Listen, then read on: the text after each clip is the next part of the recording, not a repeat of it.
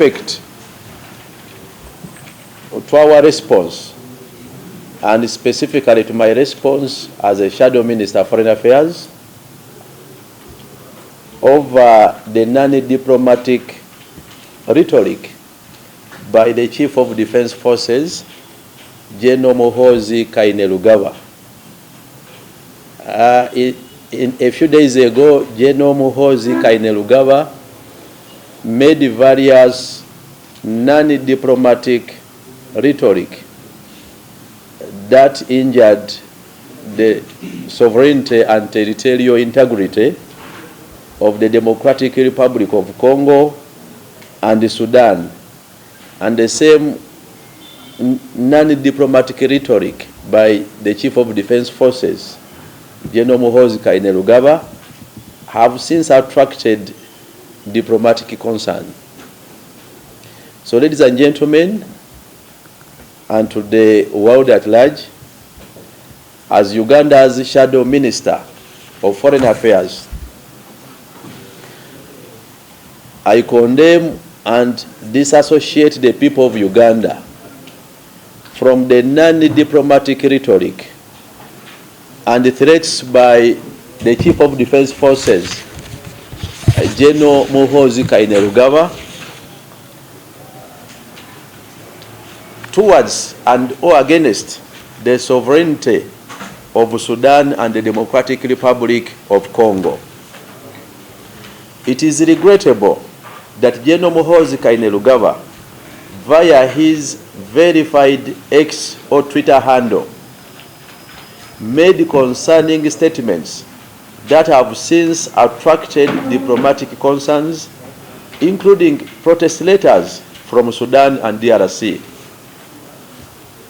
These concerning statements have been taken as serious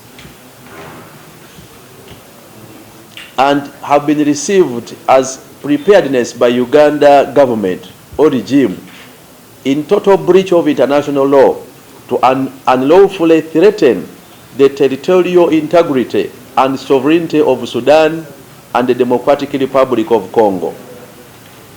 The reaction by Sudan and the Democratic Republic of Congo might stretch to affect millions of Uganda citizens, mostly traders who may be treated or received in and with contempt.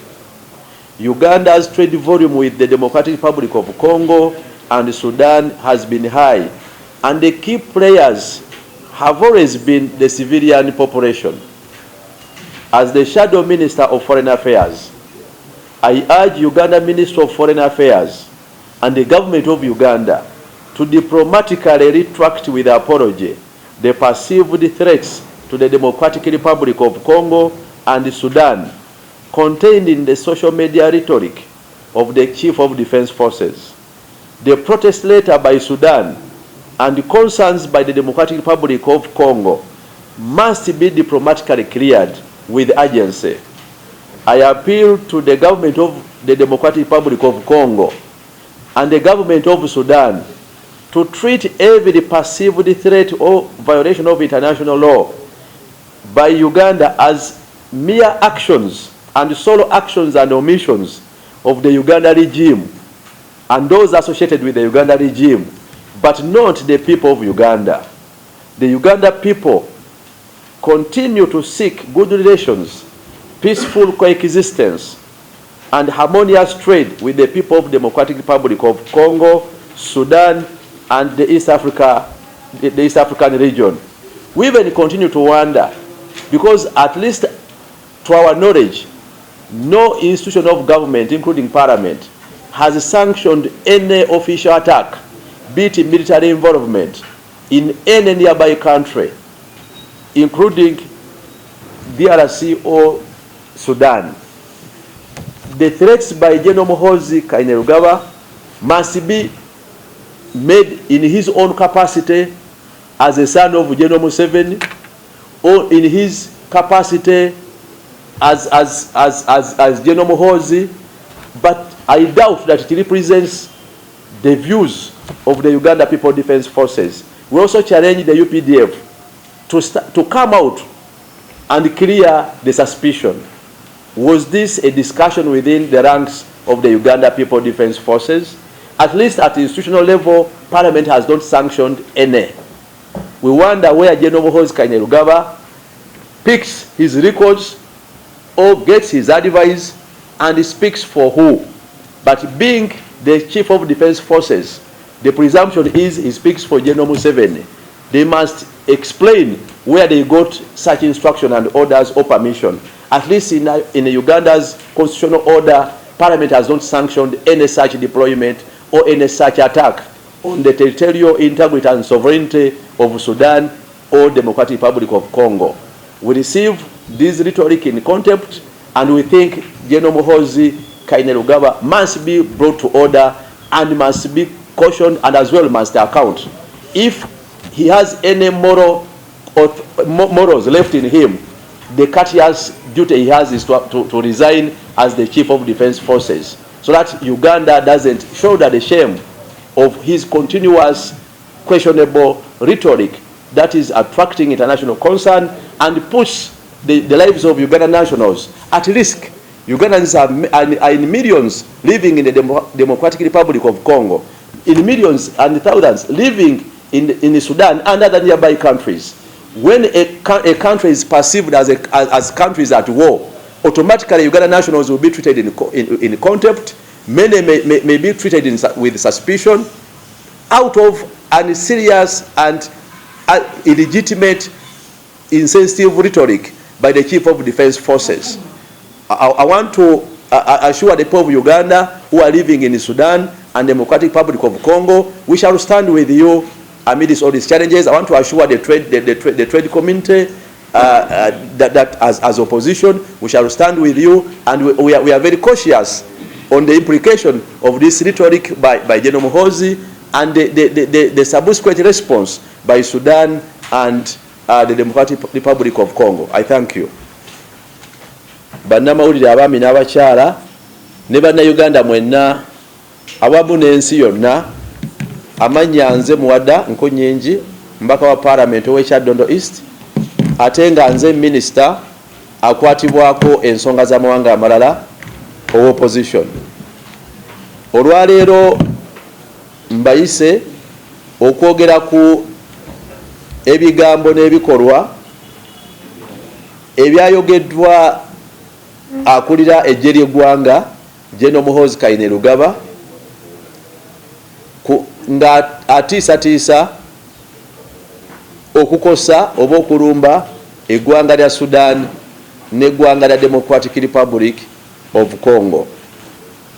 Nga Minister ow'ensonga z'ebweru w'eggwanga w'opposition era owa gavumenti ey'abantu, njagala okusookera ddala okuvumirira era n'okwawula bannayuganda ku bigambo ebyayogeddwa Gen.Muhoozi Kainerugaba ebitaagoberedde emitendera gya nkolagana y'amawanga n'amawanga era ebyatunuuliddwa ng'ebiyingirira obwetengereze bw'eggwanga lya Sudan n'eggwanga lya Democratic Republic of Congo.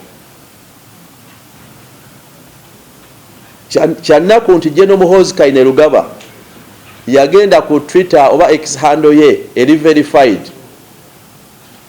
n'ateekako ebigambo ebireeseewo ebibuuzo, era nga kati amawanga nga Democratic Republic of Congo ne Sudan gavuddeyo ne gakozesa amakuba ag'enkolagana y'amawanga n'amawanga ne galaga obutali bumativu olw'ebigambo ebyo. Sinakindi gandisazaamu n'enkolagana zonna n'eggwanga lya Uganda. Bino ebigambo ebyayogeddwa Gen.Muhoozi Kainerugaba bikontana n'amateeka agafuga ensi yonna ku bwetwaze bw'amawanga. Newe byandibadde byogeddwa ku Uganda twandibadde tuli concerned. Era bya receivingibwa gana amawanga gabitutte nga enteekateeka y'okulumbagana n'okukosa obwetwaze bw'amawanga gano. Era wetwogerera nga Sudan yavuddeyo nefulumya protest letter era ne DRC yataddewo reprimand oba okwebuuza obukwakulizo.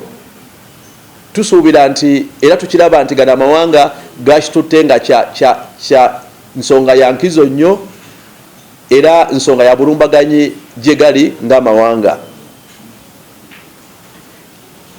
Okwanukula kwa Sudan ne Democratic Republic of Congo kwe bakoze kisobola okukoseza ddala bannayuganda abangi ennyo abawangalira mu ggwanga erya Democratic Republic of Congo ne bannayuganda abangi ennyo abawangalira mu ggwanga lya Sudan. Njagala okukikkaatiriza nti bannayuganda abawangalira mu Democratic Republic of Congo n'abasuubulayo bali mu millions ez'abantu kubanga twawula ensalosalo era bw'otunulira obusuubuzi ne volumu z'obusuubuzi zonna wakati wa Uganda n'amawanga amalala, obusuubuzi wakati w'eggwanga lya Uganda ne Sudan n'obusuubuzi wakati w'eggwanga lya Uganda ne Democratic Republic of Congo bubadde waggulu nnyo era nga buvuganya n'obusuubuzi bwe tulina n'eggwanga erya UAE. Kitegeeza nti bannayuganda abasuubulira mu Congo bangi ng'oggyeko abo abagenda okusoma, abagenda okulambula, abagenda okukyala, abagenda okuyiga n'abalala. Kyekimu ne mu ggwanga lya Sudan. Buli we wabeerawo okukoonagana wakati wa gano amawanga, abagenda okukosebwa be bannayuganda abantu ba bulijjo kubanga be badde bazimbiddwako obusuubuzi wakati w'eggwanga lya Uganda n'ago amawanga ate nga bakikola ku lwabwe okuyingiza oba oliawo kye basobola okuyimirizaawo abantu baabwe. Tubadde tukyalwanagana era mu parliament mbadde nkireizinga enkya n'eggulo ng'abasuubuzi baagala DRC esobola naye okugyawo emiziziko gya visa nga DRC ekyaganye nga ina ensonga oba oliawo zeteeka ku mmeeza nga tukyalwanagana kuba nti abasuubuzi ba Uganda abasuubula ne Sudan bafuna safe route oba bafuna n'obukuumi bwe baba bali mu mawanga gano gonna. Kati bwe kiyingirawo okuba nti ate gano amawanga gatandise okulaba Uganda ng'eteekateeka okukosa obwetengereze bwa gano amawanga, tukakasa nti abagenda okukosebwa be basuubuzi bannayuganda. Era kyannaku nti tutuuse wano nga gano amawanga eggwanga okufulumya ebbaluwa ey'emulugunya eba kyezaako 1 kusazaamu nkolagana, ekyokubiri bw'olwo buli munnayuganda ajja kutandika okulabibwa nga mbega, ajja kulabibwa okulabika nga agenze okutuukiriza ebyayogeddwa Chief of Defence Forces. Ekitegeeza nti bannayuganda bagenda kutandika kubeera ku dduka mu mawanga ago.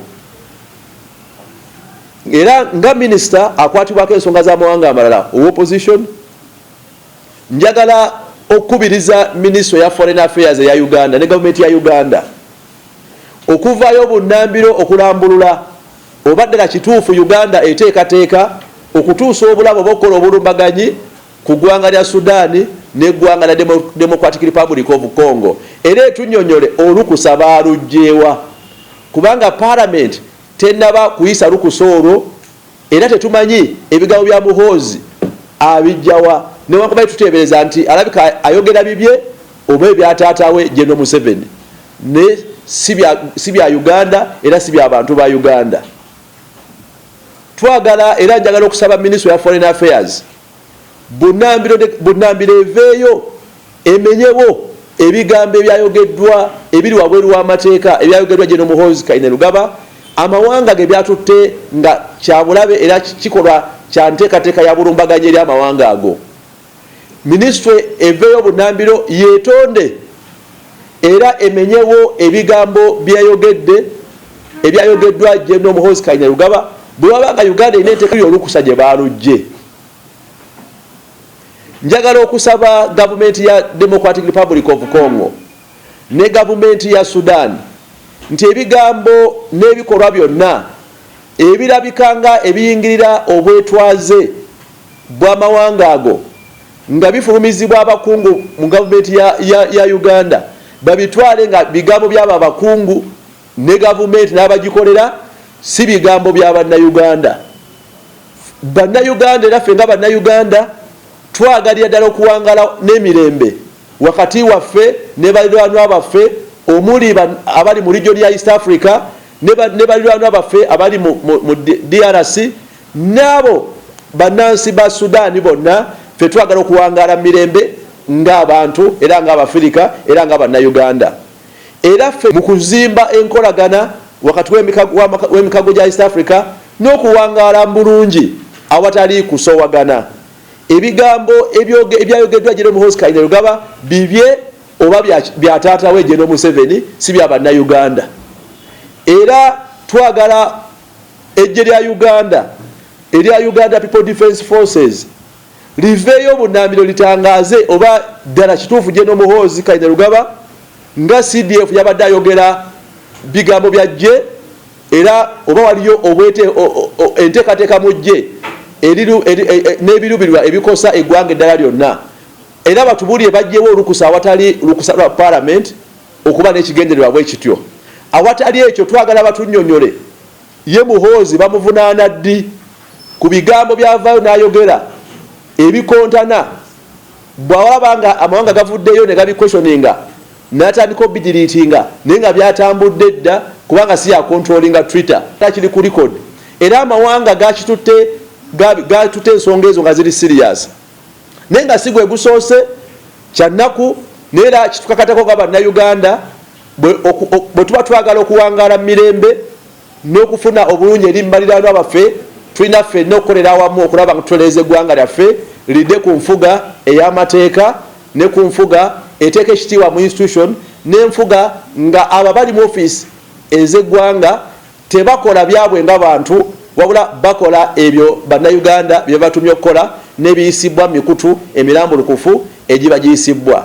Kyannaku naye bannayuganda abawangalira mu Sudan, bannayuganda abawangalira mu Democratic Republic of Congo ne bannayuganda abawangalira mawanga ga East Africa twagala obagumya nti ffe nga opposition, ffe nga alternative government tugenda kuyimirirawo nammwe okulaba nga obulungi bwammwe n'obulamu bwammwe tebukosebwa era tujja kusigala nga tusitula eddoboozi nga tuwakanya ebyo ebiruubiriro bateeka mu bulabe kubanga ebigambo bya Gen.Muhoozi Kainerugaba bisobolera ddala okuteeka bannayuganda abawangalira mu Sudan n'abawangalira mu Democratic Republic of Congo mu bulabe okuteeberezebwa nga abagenzi okutuukiriza oba oliawo ebiruubirirwa n'ebigendererwa Gen.Muhoozi byayogedde so nga bambi mangi baliyo mu busuubuzi abamu bagenda kusoma ate baliyo ng'abantu abagenda okweyiya tebalina kakwate konna nabikolwa bino. Era twagala okusaba amawanga ago gayawule ebigambo bya Muhoozi n'ebigambo bya ligimu eno ku bigambo n'ebiruubirirwa ebya bannayuganda. Mwebale nnyo.